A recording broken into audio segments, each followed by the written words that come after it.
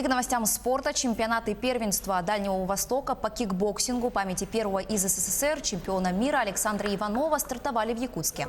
Участие принимают около 120 спортсменов. Соревнования станут отборочными на чемпионаты первенства России.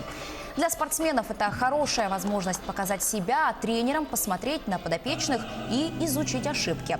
Сегодня на ринге во Дворце спорта 50 лет Победы проходят предварительные бои. В субботу состоятся полуфинальные встречи, а в воскресенье спортсмены сойдутся в финальных поединках.